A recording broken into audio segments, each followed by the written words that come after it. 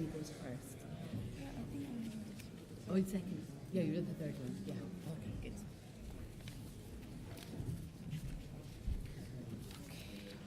didn't know we had a choice of order.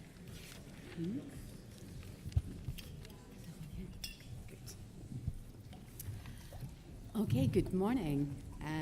My name is Shetty. I'm the Deputy Director of the European Leadership Network. I am delighted to be here chairing the first session of today's day of discussions, what promises to be a very rich day of presentations, debates, discussions on nuclear issues. For this particular panel, we have three excellent presentations on arms control and disarmament. For a bit of context for this session, it wouldn't be an exaggeration to say that arms control is in dire straits at the moment. The Inf Treaty is at risk of collapsing. New START may not be extended or replaced. For the first time in nearly 50 years, there are no US-Russian arms control negotiations taking place, and there's no shared view on the way forward. Moreover, in the run-up to the 2020 review conference of the NPT, there are deep divisions within the nuclear community. These divisions have been brought about and exacerbated by the Treaty on the Prohibition of Nuclear Weapons. So to expand upon these kind of important issues, we've got three very good speakers. First to go up is Jenny Schofield, a master's student at King's College London who's studying arms control and international security. In addition to being a master's student, Jenny is also a nuclear verification scientist. Next up, after Jenny, we have Katarzyna Kubiak, who's a policy fellow at my institution, the European Leadership Network, where she focuses on nuclear policy and arms control. And and Katarzyna today will be talking about the way forward on the INF Treaty. And finally, we have Elif Beyza Karaalioğlu, who's a master's candidate at King's College, focusing on non-proliferation and international security. And she will be discussing the nuclear ban treaty and how that can contribute to the future of the NPT. So I will turn over to Jenny.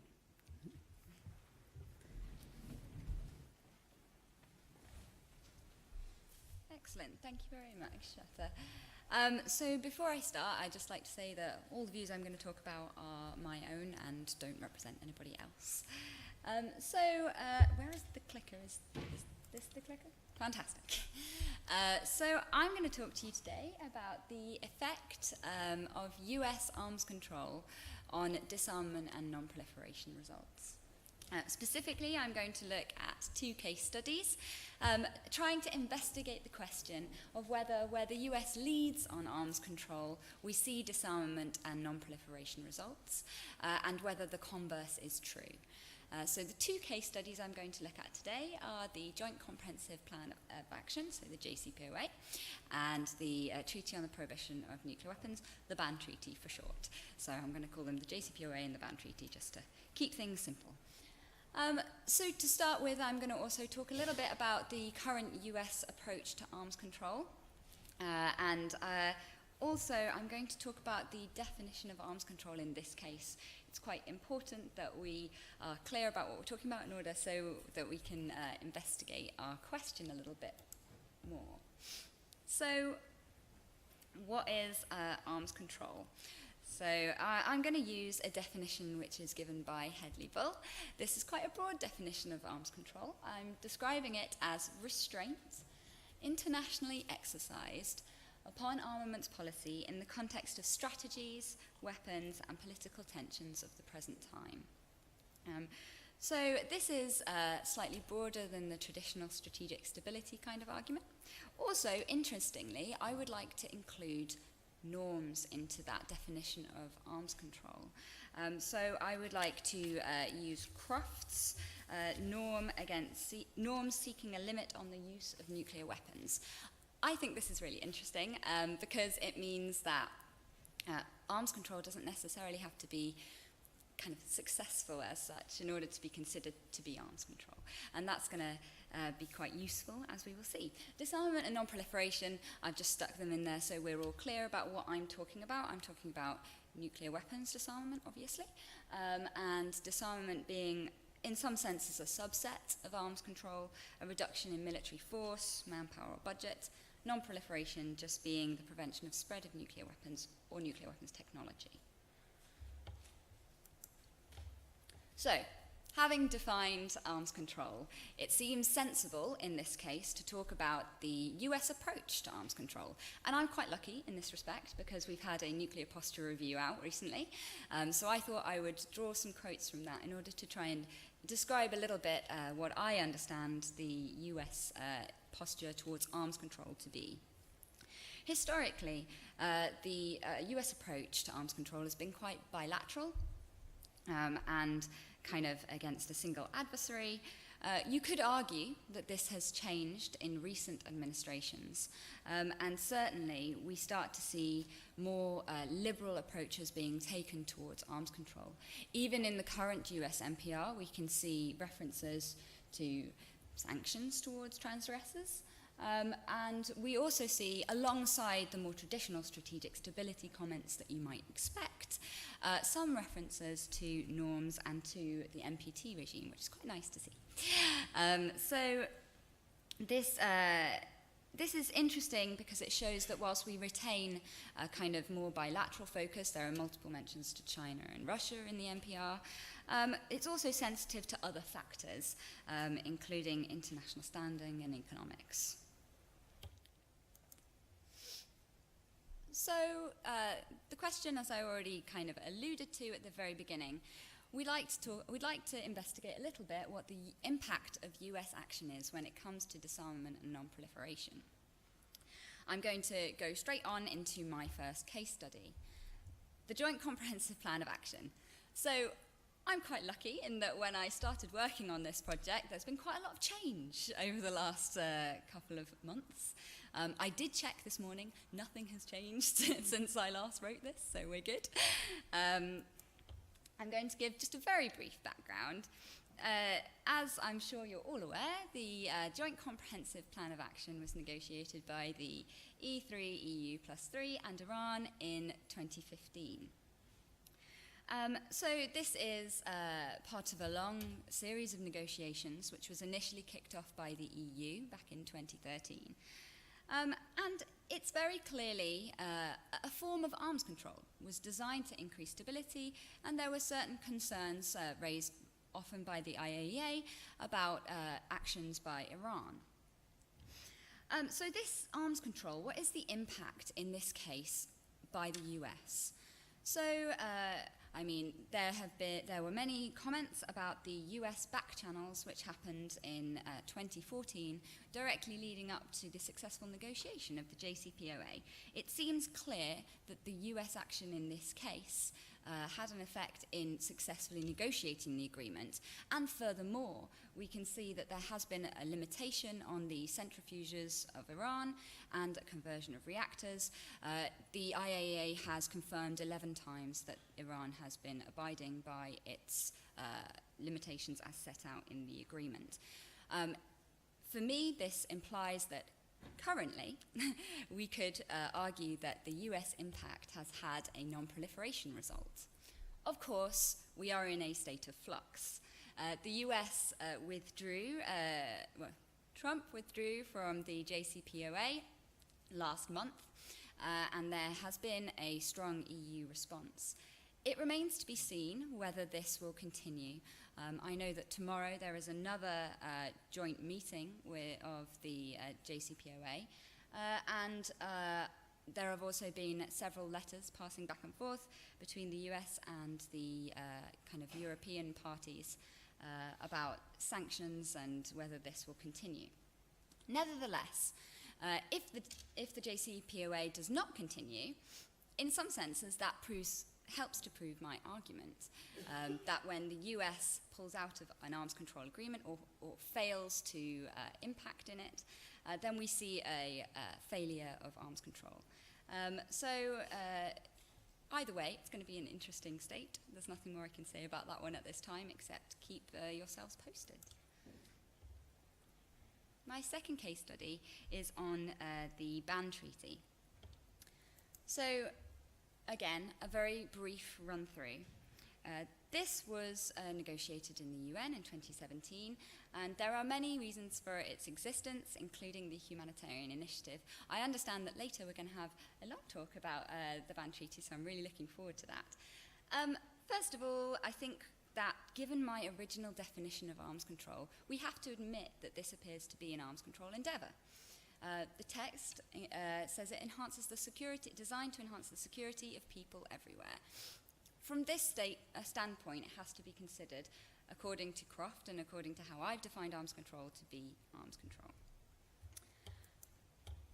So, the current status of the ban treaty, it's not yet in force. There are 10 ratifications, and here is where it gets quite interesting. When we're looking at our primary question, the US impact, the US was not involved in the negotiation of this treaty.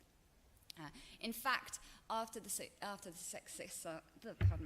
successful negotiation of this treaty, the US, the UK and France laid out a very clear statement that they would not be signing up to this treaty. We've had similar statements from Russia and China, and so I think we can say that this ban treaty has to be considered to be counter to disarmament efforts. We have an understanding that there will probably be no disarmament coming from this treaty. There are also concerns about the effect on the NPT that might be arising from the ban treaty, which Julian alluded to earlier. Of course, I'm not trying to imply that US action is the be-all and end-all when it comes to states' decisions to proliferate or to disarm. There are many other reasons why a state might decide to undergo or not nuclear proliferation. Particularly in this case, I'd like to bring out intrastate politics.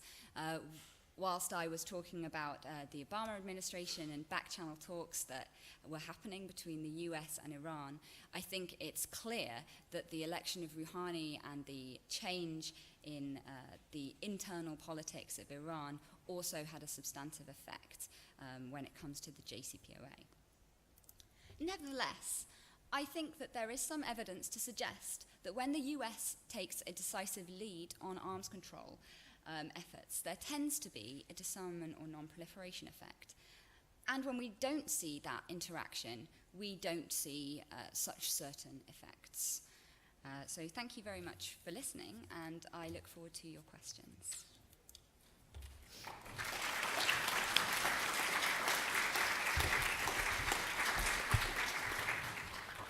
Thank you, Jenny. I'll turn now to Katarzyna. Thank you very much, Shata. Thank you very much for the invitation to present my paper on the way forward on the INF Treaty here at the UK Pony Conference.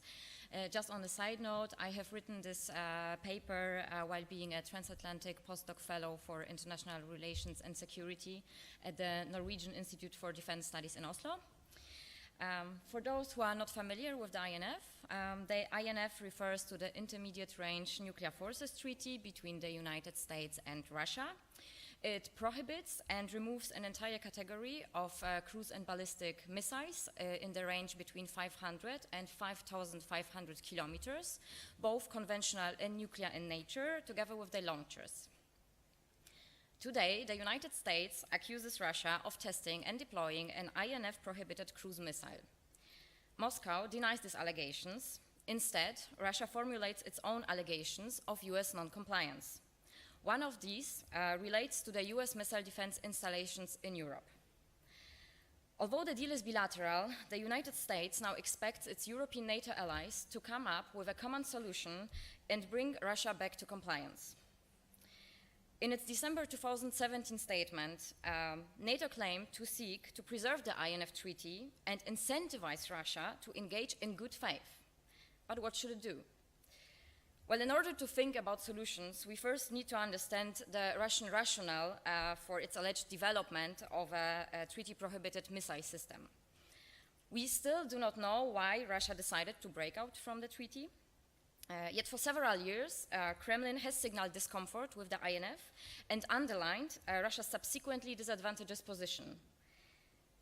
Moscow has also unsuccessfully tried to convince the US for a joint withdrawal. On another occasion, Moscow did not win over the international community for the treaty's universalization. The new Russian cruise missile seems to be an attempt to address military power shifts on its both European and Asian flanks, and as a response to a set of threats arising out of the broader accessibility of missile technology, which are prohibited to Russia by the INF Treaty. Well, while the Obama administration pursued solely diplomatic efforts, the administration of President Trump intends to negotiate from a position of strength, adding military and economic measures. European allies, together with Washington, are currently waiting a kind of 3,000 military and diplomatic responses to the Russian breach. I will not discuss the individual measures in detail, but maybe shortly outline what is on the table. These measures include economic sanctions, ground-launched INF-ranged missiles, nuclear sea-launched cruise missiles, strengthening the credibility of US extended nuclear deterrence in Europe, advancing the deployment of more troops in Europe and improving their mobility, etc., and also developing and directing cruise missile defense against Russia. Well, Washington and NATO's military and economic options against Russia look unpromising on their own and are unlikely to sway Russia's view on the INF.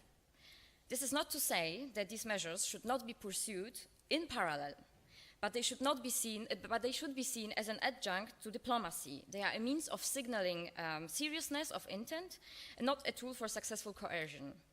So this is why I recommend incentivizing a diplomatic solution rather than punishing. Keeping the treaty in limbo is not viable in the long term, and for sure not for the US foreign and domestic policy. If, as they claim, both Washington and Moscow are truly interested in maintaining the INF Treaty, they need to speed up work for a diplomatic solution. The treaty established a special verification commission, which remains the best instrument for a bilateral engagement. Transparency and confidence-building measures between the US and Russia could provide a technical and face-saving solution if the two sides are indeed compliant with the INF, what they claim, and if a collapse of a treaty is a worse outcome for them than a goodwill gesture. This side, which as the first one makes an offer of transparency to break the stalemate, would prove the sincerity of its conviction that it was INF compliant and that the other side was probably not. This would give moral and negotiating high ground, build pressure on the other side for transparency, and strengthen the credibility of the side's position in Europe. Therefore, either the US should make a unilateral offer to make its missile defense transparent, or Russia should offer measures to show that the alleged missile cannot achieve the INF range. The New START Treaty Annex on Inspection Activity and the INF Treaty Inspection Protocol both provide blueprints for exhibition purposes, and additionally the Vienna document provides procedures regarding demonstration of new types of weapons. So the measures are already on the table. Europe, on its part, should insist on putting Moscow to such a diplomatic test before investing in expensive military or economic measures against Russia.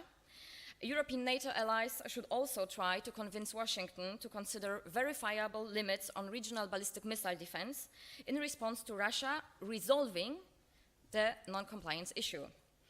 The delay of the US Missile Defense Review and the construction of the Aegis Ashore in Redzikovo both provide a welcome time frame to make this case to Washington.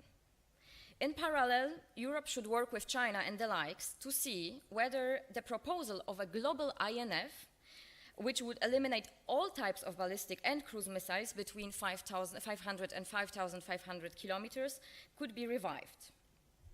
Well, if diplomacy does not succeed and an INF collapse is inevitable, its failure should serve as a springboard to negotiate better and more modern arms control agreements. Thus, Washington should propose to work together with Moscow on the successors to the INF and New START treaties, which should not be seen as a reward for bad behavior, but as an investment in a more stable future. Thank you very much.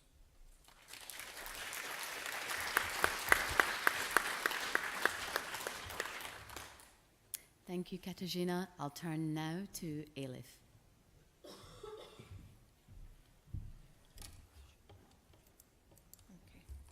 Well, good morning, everyone. My name is Elif Beyza Karaalioğlu, and I'm an MA student at King's College London. I would like to discuss about how can the Treaty on the Prohibition of Nuclear Weapons contribute to the future of the NPT. First of all, I'll start by some of the key terms and then briefly look at NPT and the last two review conferences, and later on I will look at the emergence of the Ban Treaty, and the last part I will try to give my opinions on the contributions. Well, deterrence is one of the key terms with regards to nuclear weapons. It's use of threats and specific actions to discourage the adversary from doing something in the first place. Devaluing and delegitimizing nuclear weapons going to be two of the key terms that I will be referring in the following slides. Delegitimizing, stigmatizing, and marginalizing, reducing the salience of and reducing the role of nuclear weapons. And the delegitimizing nuclear weapons can be defined as processes that undermine the legitimacy of valuing their beneficial effects. Human security and traditional security are two concepts of security from different approaches. On the one side, human security emphasizes the safety and well-being of individuals, groups, and communities, as opposed to prioritizing the states and its interests. And traditional security, on the other side, defined in more geopolitical terms, and it includes aspects such as deterrence, power balancing, and military strategy. The Treaty on the Non-Proliferation of Nuclear Weapons, its main purpose is to prevent the spread of nuclear weapons and weapons technology, to promote cooperation in the peaceful uses of nuclear energy, and further to accomplish the complete disarmament.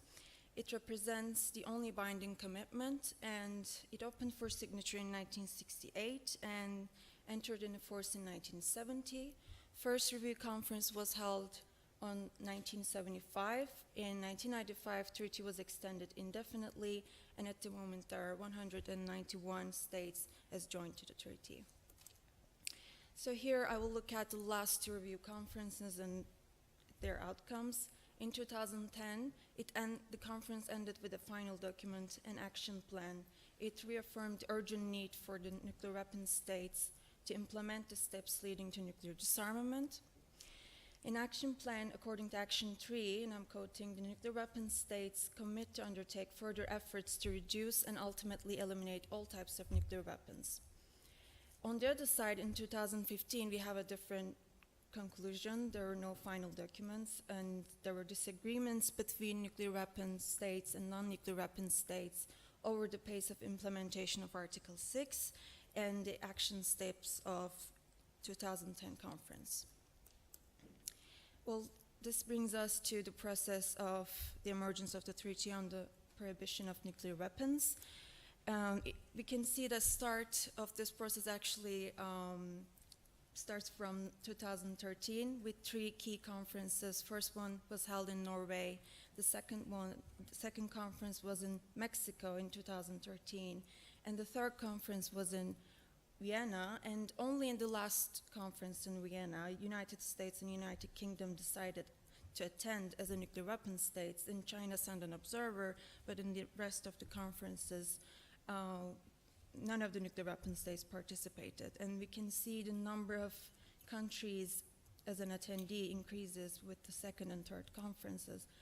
The role of humanitarian initiative and ICANN are important during this process, and we can see the humanitarian pledge in 2014 following the imperative of human security, which is the center focus in the Ban Treaty itself, and they called on all state parties to the NPT to renew their commitment to the urgent and full implementation of existing obligations under Article 6. It also aimed to fill the legal gap for the prohibition and elimination of nuclear weapons, and they also pledged to cooperate with all stakeholders to achieve this goal.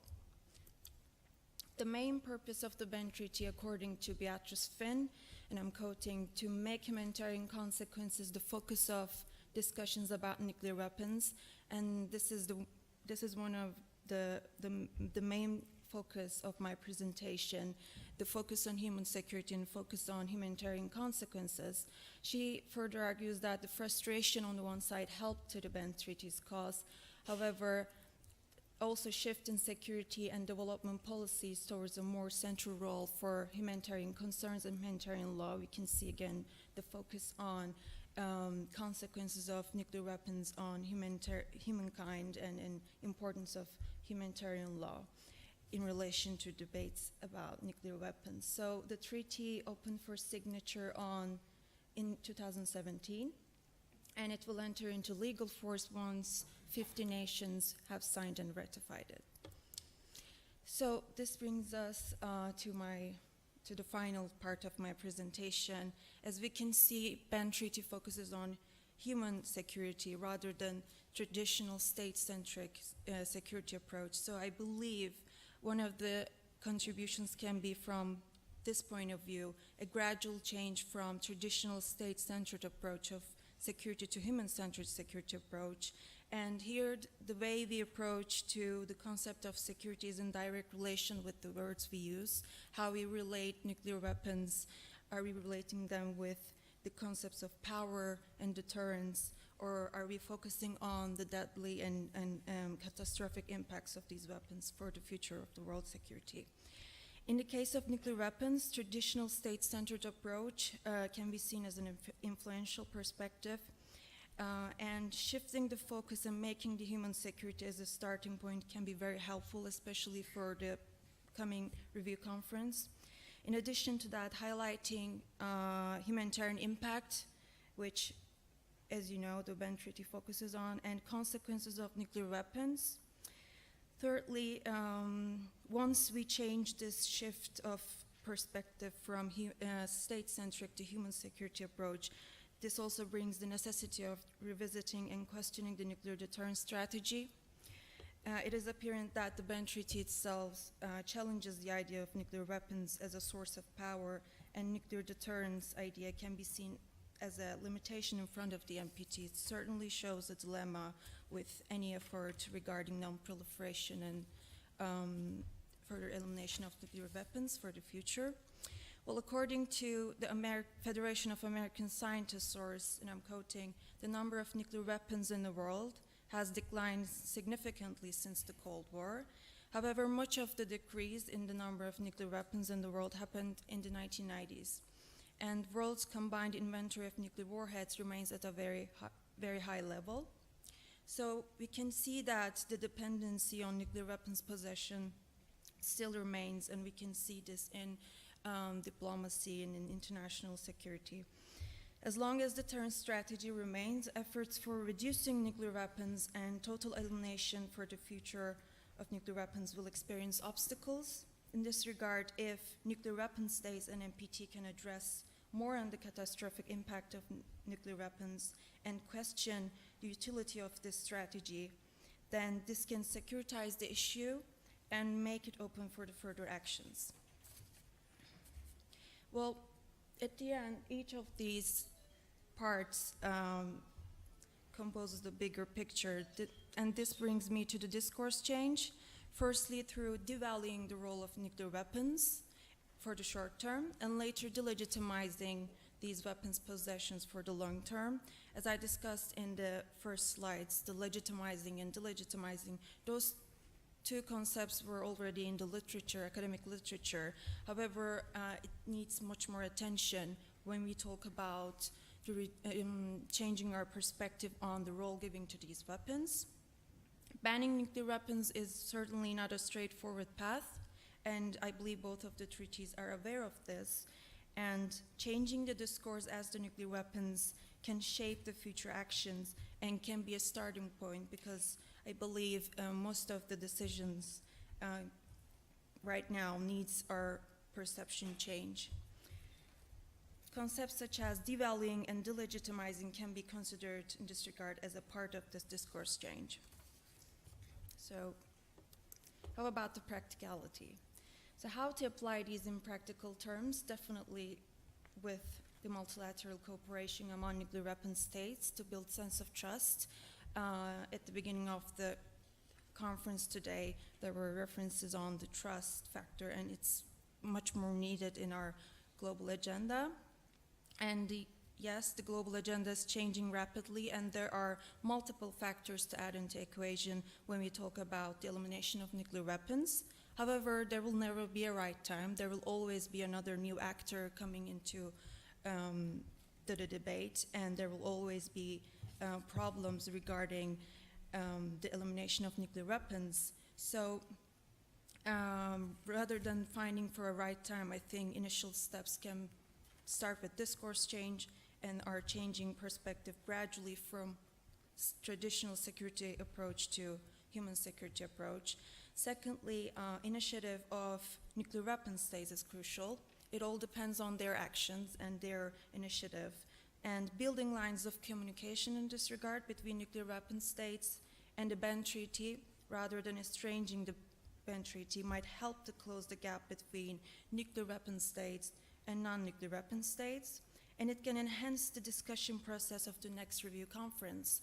Right now, to be honest, there are fair skepticisms regarding ban treaty and how it might contribute to the international system, the possible damages. None of these treaties are perfect, and I believe this shouldn't create the distance, and this shouldn't deepen the division between sides, and rather there should be a communication and line of communication.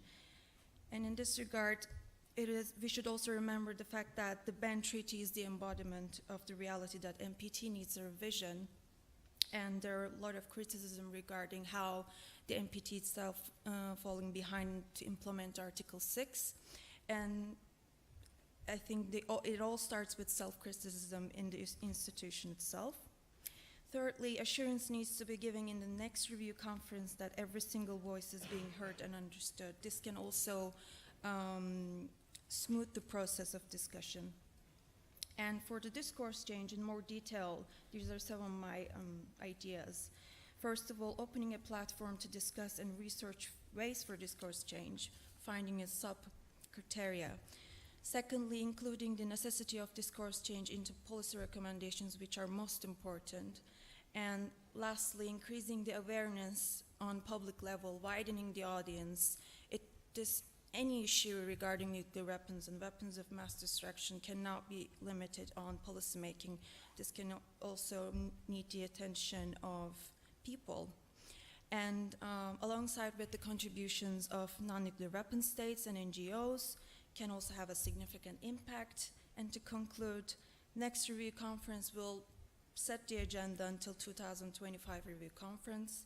Hence, ban treaty can contribute to the future of the NPT through its attribution of human security, humanitarian consequences of nuclear weapons, questioning this deterrence strategy, and with discourse change. Thank you.